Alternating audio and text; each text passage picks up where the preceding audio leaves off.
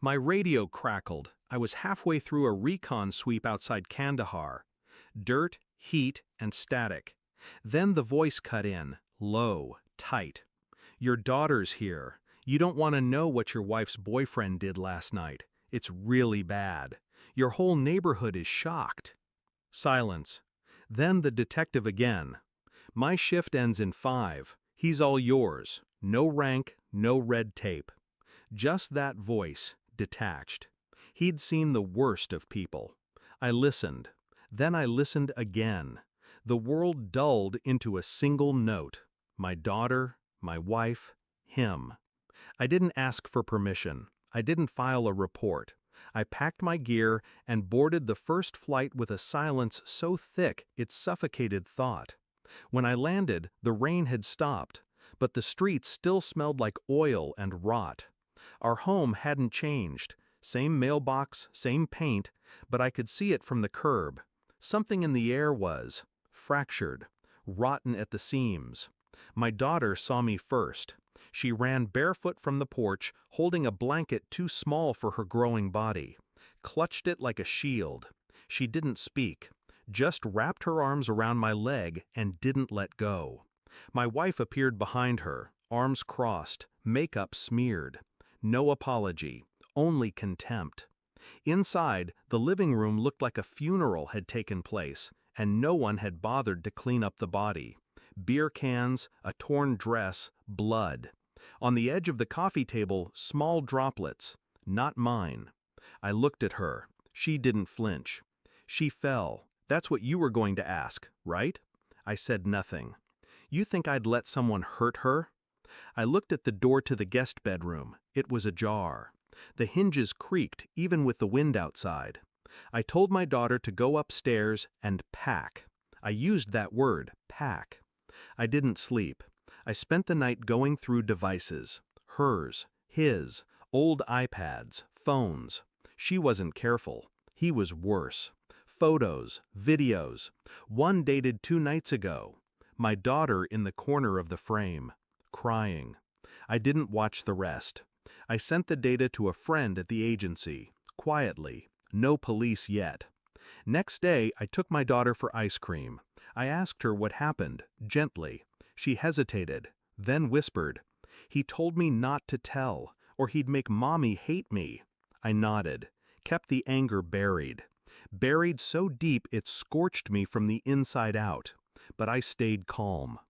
Back home, my wife tried to kiss me. I turned away. I told her I had jet lag, told her I needed rest.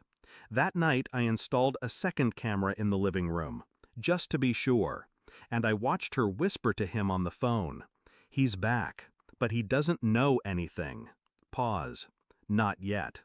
I stared at the screen until dawn.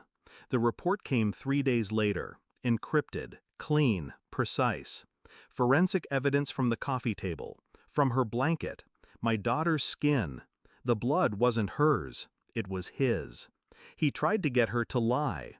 When she refused, he got sloppy, tried to scare her. My wife helped clean it up, coached her on what to say. I printed the report, slipped it into a folder, marked it tax receipts. That night we sat at the dinner table. She laughed, poured wine, talked about a vacation. I passed her the folder without a word.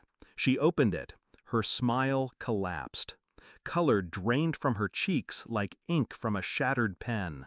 She looked up, but I was already standing. "I know." That's all I said. Her voice cracked. She begged. Tears, finally. The first honest thing she'd shown me in months.